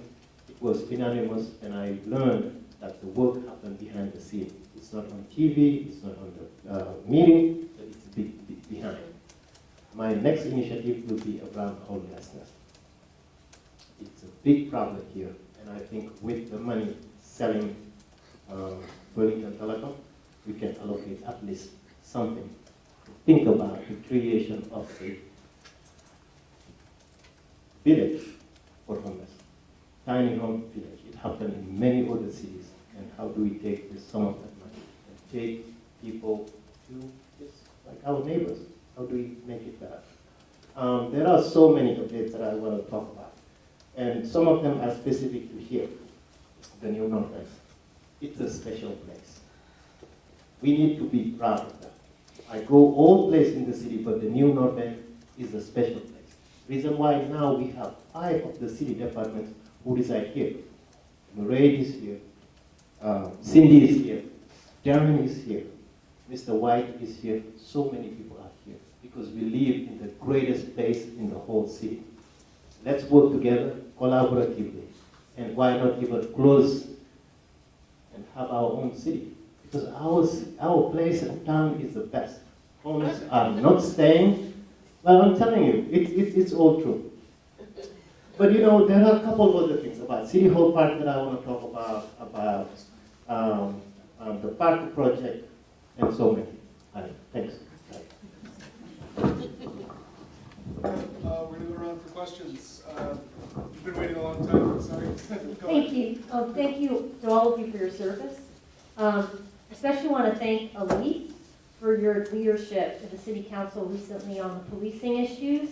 I teach a class called Birding to Change the World at UVM, and I work with kids here at Hunt and at Flynn. And many of these kids are children of color. And I was personally deeply disturbed and distraught when I saw the videos of what happened on Church Street. If you haven't watched them, you should, and think about what it would be like to have a child with brown skin. I appreciated what the police officer said, and I thought he was quite honest about the abuse and some of the problems. But I like the chief of police very much, but I thought it was very courageous of you to call for his resignation.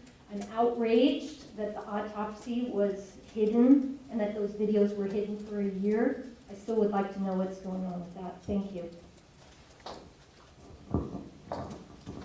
So I believe that was for the city councilors, if either of you want to talk about that.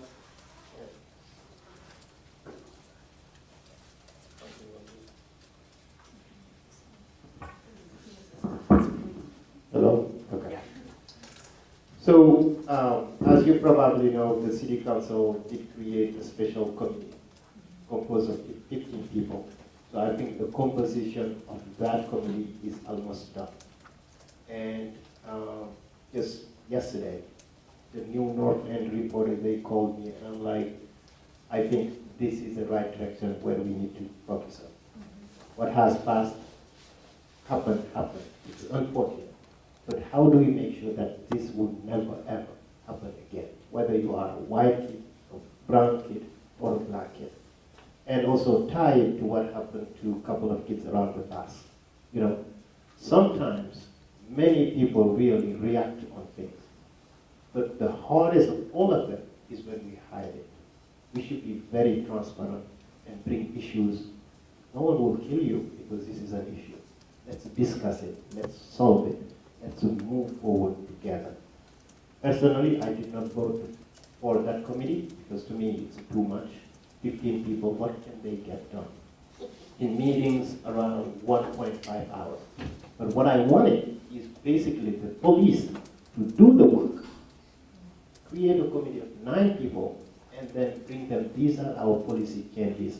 What do you think? We want to hear from. But you cannot, people who have families and all of that, I'm glad that many people, did apply, and many people were appointed.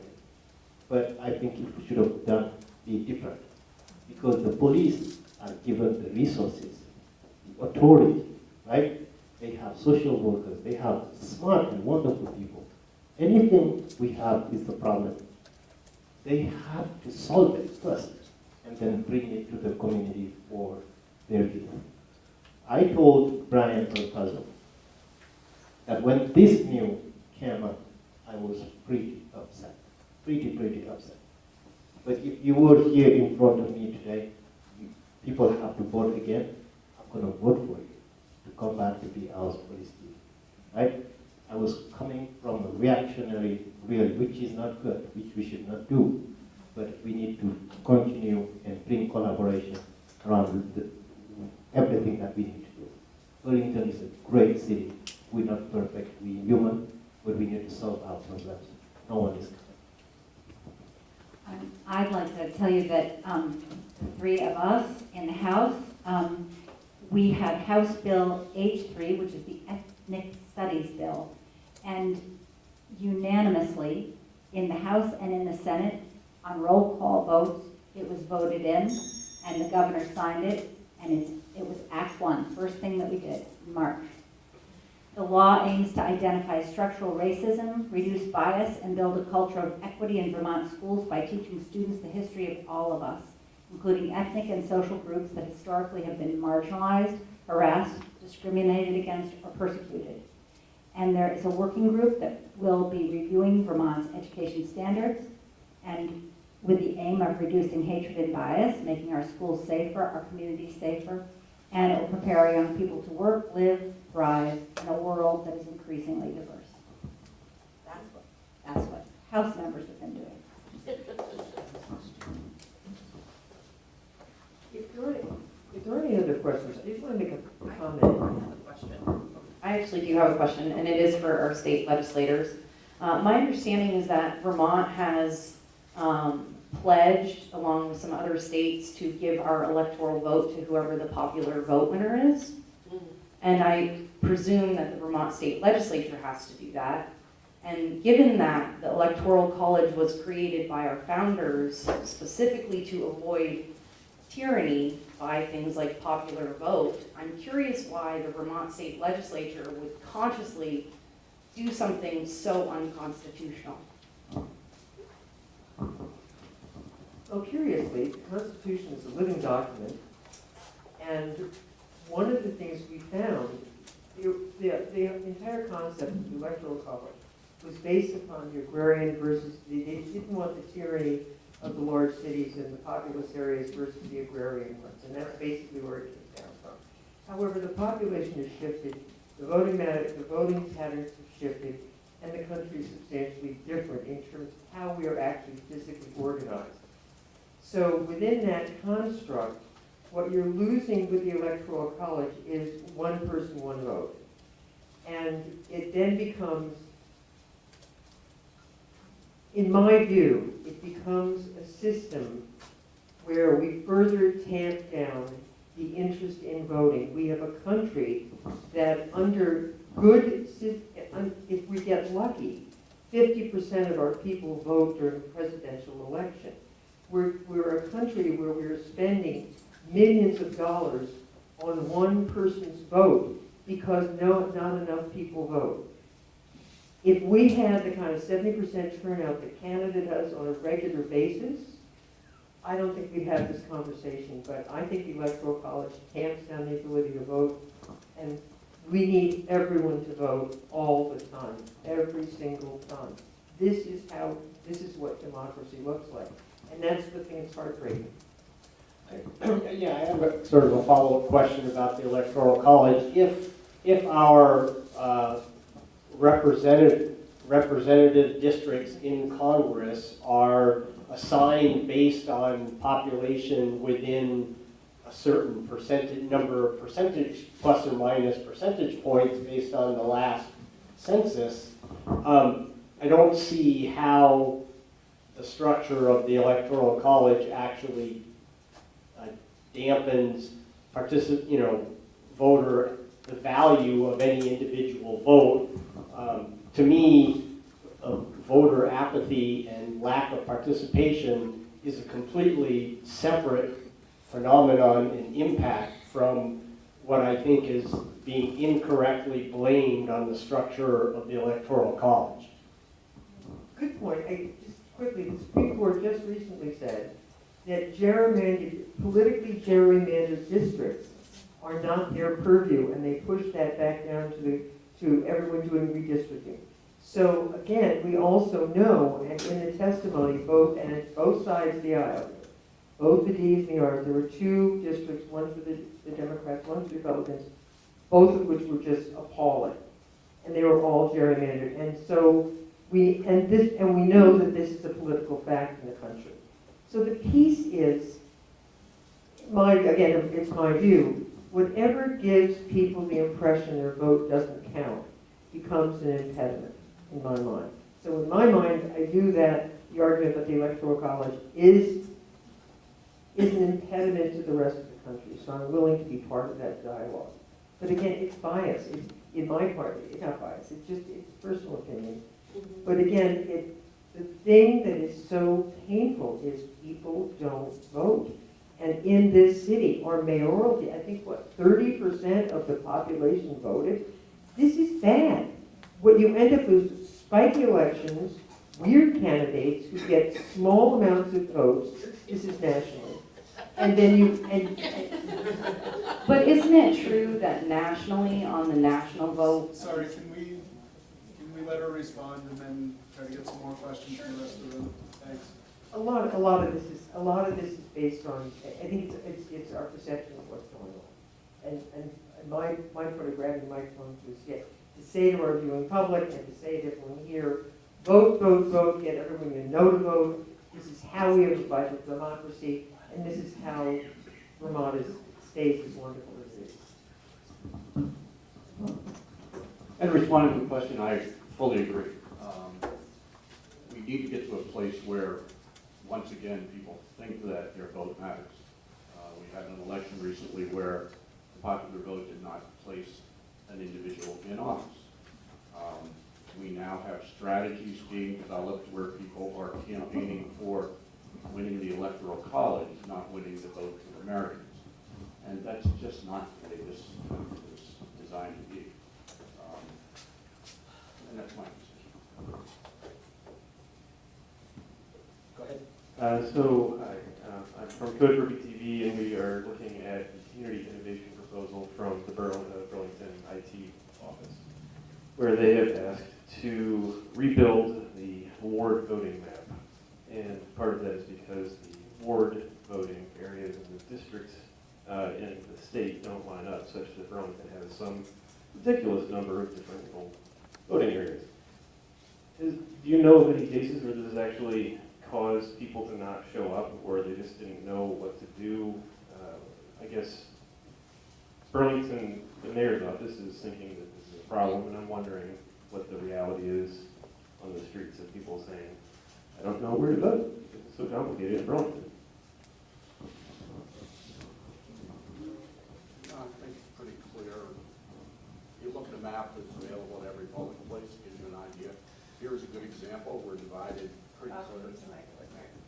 We're divided pretty clearly as to where we go. I think some places in the old North End, or some, when you get into city council races and things like that, you're divided differently. But from the state position, I think the city is divided pretty discreetly. I don't think there's a lot of question on it. For state representatives, you go to where you vote for your ward, and that's where you vote for your state rep.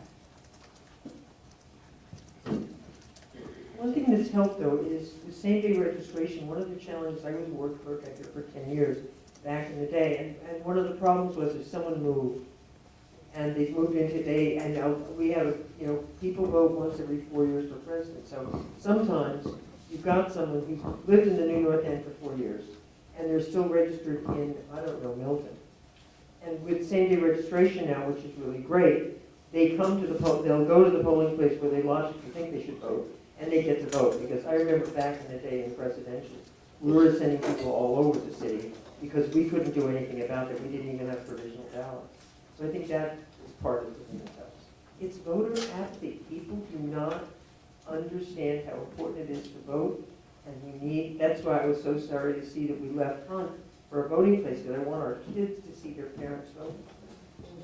There's been no cases of new Americans having trouble finding it? Sorry, I'm going to keep the follow-ups for later. I want to make sure we get questions from everyone first.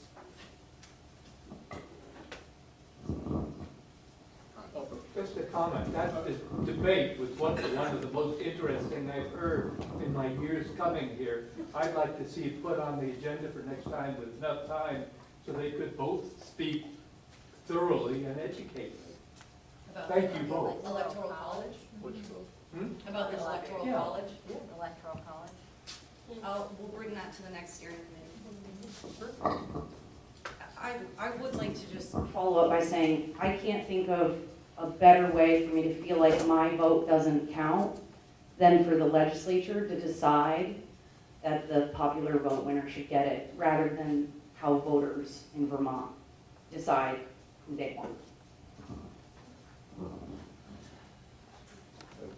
Can I ask a clarifying question? Are you referring to the legislature voting for the popular vote nationally, or the popular vote within the state of Vermont? Nationally. So several states have pledged their electoral vote to whoever the popular vote winner is.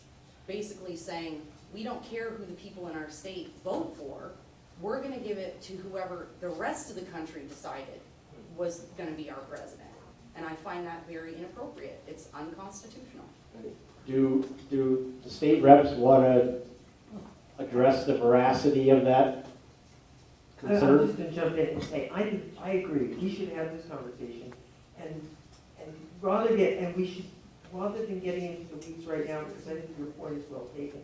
But why don't let's put this on the agenda for next Monday and really be able to lay out what is the electoral college now, what's going on nationally, what role we play, the state of Vermont plays in that debate. That's really worth the conversation, and I think we should have it on the agenda.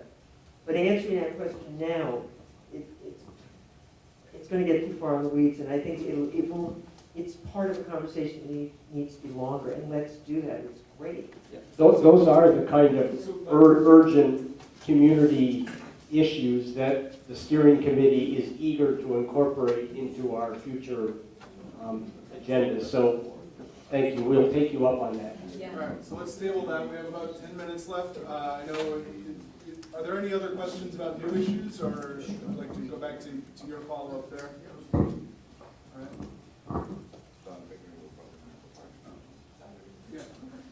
right. Can you clarify your question for me? Was it that you think, is there a problem with where you vote, basically, depending on where you live?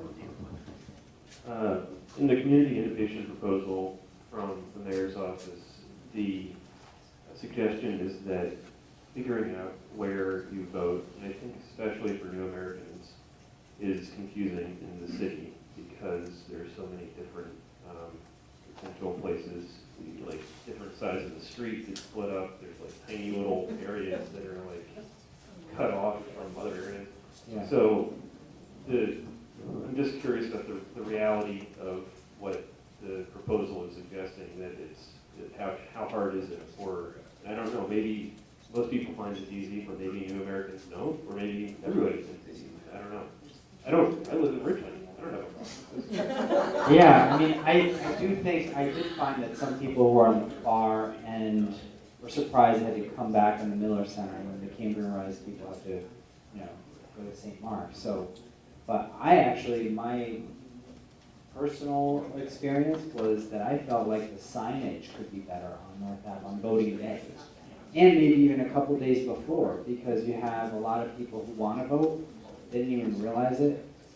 So like, I always get the day off because I'm a state employee, but I'm so grateful for that as a state employee in Vermont. I think that's unique, obviously.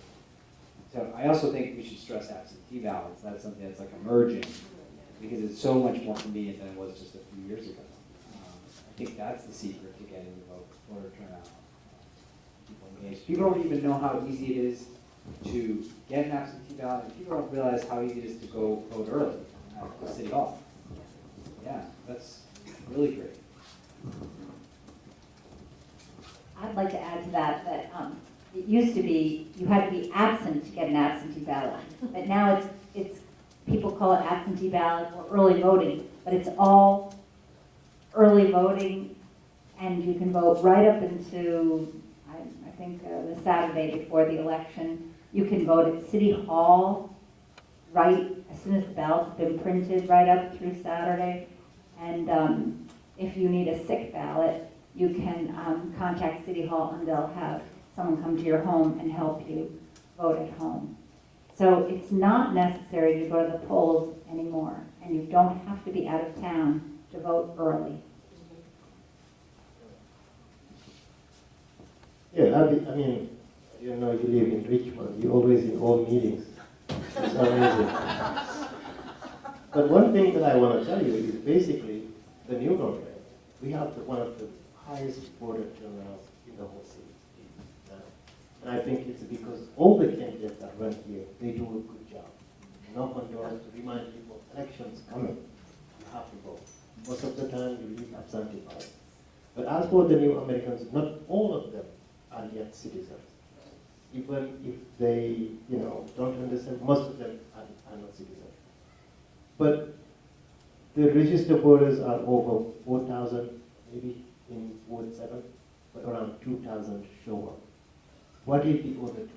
And I think that's a problem, that's a question we need to ask to political parties, because they collect data. They know everybody, where they live, how old you are, they know everything. But do they actually really clean up their data? Some people died, they cleaned up. They moved away, they cleaned up. So we gather data, we give it to them, but afterwards we don't know what's going to happen. But I think we also have the board, the board of voter registration. I think that's what it's called, a committee or a commission in the city. I think this is a great question that we need to bring there and talk to them. There are other issues too, but I'll add it. Thank you for your question. One other thing. So one word that is missing there, the new Americans, it's the new American community. And one of the things that I was very, very impressed with at the polls is that members of the community help each other complete that task. And they're very excited to be participating in voting, which is why the turnout is so enviable. I'm going to use that word intentionally because a lot of people who should be aren't. So that community getting together and doing things is something we should try to emulate, all of them. I'd love to hear any of the things that you're doing, or any ideas that anyone has about helping people who ask for an early ballot. I've had people ask me for that, and both for the primary and for the general election, and then they don't return the ballot. And I'm wondering if it's because in some cases they really have too much trouble speaking English to understand how to complete that ballot. So, yeah. Sorry, we have two questions, so I want to move on to those. So I think I saw you first. I work at the polls at Ward 7, and we have very few people in it the whole day, excuse me, come in and are confused about where they should be.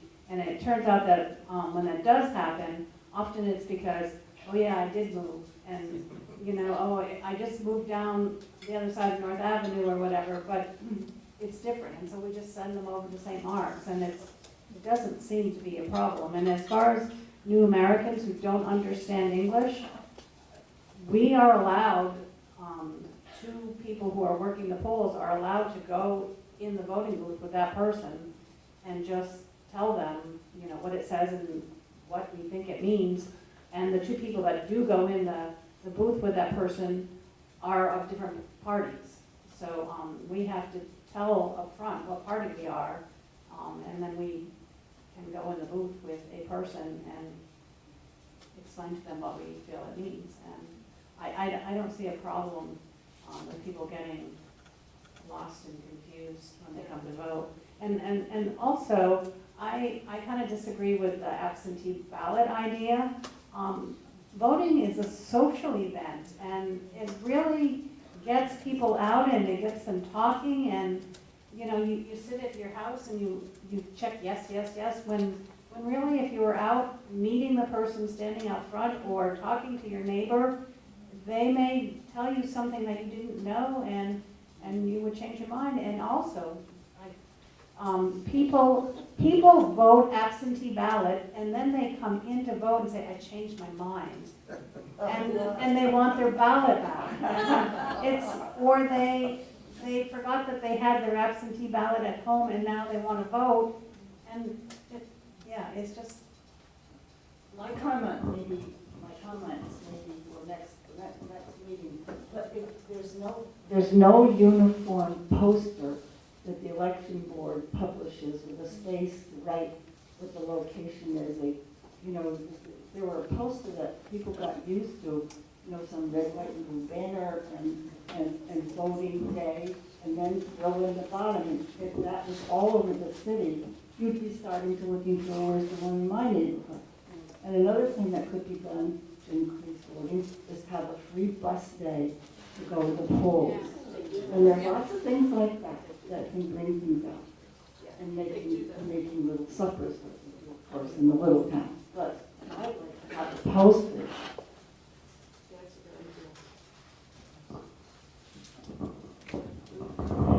So one last thing, I was on the voter registration board for 10 years, more than 20 years. It's gotten, I disagree with the notion that it's confusing. I mean, I think your idea for a poster is great, but I just think it's gotten so much easier for people to vote. And one of the things that people could be aware of is the envelope that you do get your absentee ballot in if you order one. It's kind of hard to read, and there's all this information. So I've been working, there's a new redesign of that envelope, so it's much clearer, and there's 12-point type, so it's bigger, and it doesn't have all the little words that are totally unnecessary. So that's going to make it easier, but just want to let people know that. But I just wanted to also take the time to thank Ryan Flink for the great facilitation today. I think we did a great job.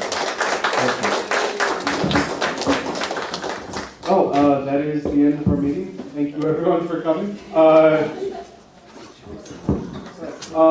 If you can help grab chairs and... Okay, you know the details that I don't, so sorry. The back. So you're gonna put me on TV? Yes. I'll be on TV now.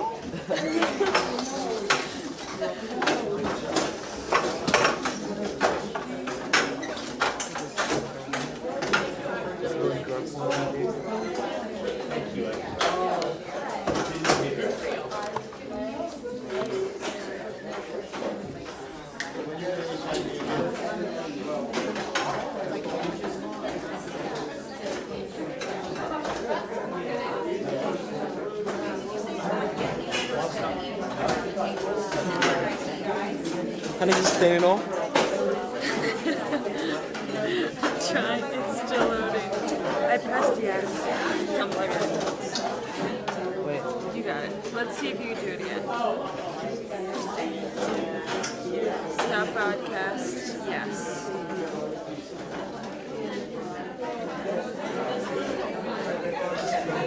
Stop. Either one. Yeah, let's try event. I tried stream earlier. Yeah, see, that's what happened to me.